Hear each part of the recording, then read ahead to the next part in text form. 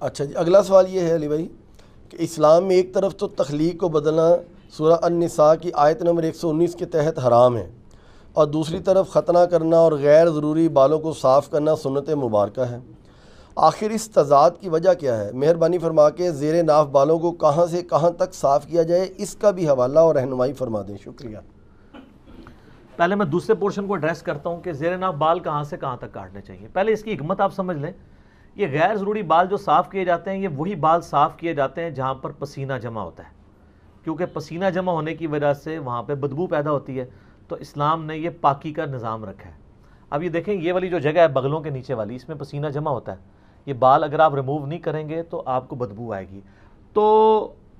یہاں پہ پسینہ جمع ہوتا ہے، اس لیے نبی علیہ السلام نے اس کو مشروع فرمایا ہے۔ صحیح مسلم میں حدیث ہے، نبی علیہ السلام نے زیر ناف بال، بغلوں کے بال اور ناخنوں کے لیے 40 دن کی مدت مقرر فرمائی ہے کہ 40 دن میں ایک دفعہ تو لازمی کرنا ہے، ویسے تو ہر ہفتے میں ایک دفعہ کرنے چاہیے۔ مسلم شریف میں حدیث ہے، بخاری مسلم دونوں میں حدیث ہے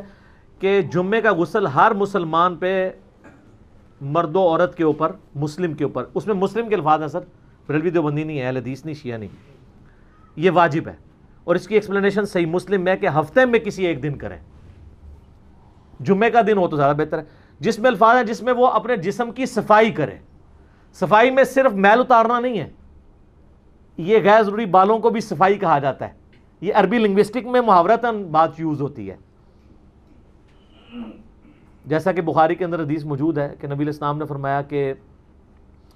جب بچہ پیدا ہو تو اس کی طرف سے عقیقہ کرو اور اس سے گندگی کو دور کرو، اور ترمذی ابو داؤد میں وہ گندگی کیا ہے؟ اس کے بال ریموو کرنے ہیں آپ نے، جس میں کہتے ہیں چانڈ لوانا،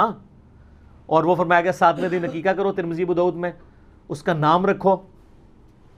اور اس سے گندگی دور کرو، اس کی طرف سے صدقہ اور خیرات کرو۔ تو یہ ان جگہوں پہ پسینہ جمع ہوتا ہے۔ اسی طریقے سے جو ران کے جو جوڑ ہیں وہاں پہ پسینہ جمع ہوتا ہے، جس کو آپ یعنی تھائی کہہ لیں، تو تھائی پوری کے بال ریموو نہیں کرنے ہوتے، صرف اتنے حصے کے جو شرمگاہ کے ساتھ ٹچ کر رہا ہوتا ہے۔ اسی طریقے سے یعنی بعض لوگ بالکل ناف کے عین نیچے سے بال صاف کرنا شروع کر دیتے ہیں، وہ کہتے ہیں زیر ناف ہے، وہ زیر ناف اس لیے کہا جاتا ہے وہ ناف کے تو نیچے ہی ہے نا،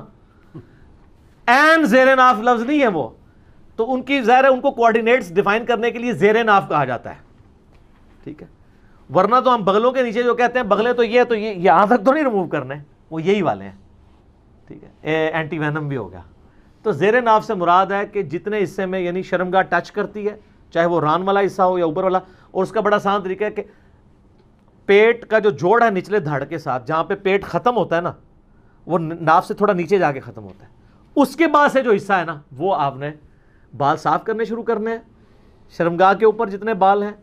دائیں بائیں جو حصہ شرمگاہ سے ٹچ کرتا ہے، یعنی وہ جہاں پہ پسینہ جمع ہوتا ہے، وہ حتیٰ کہ جو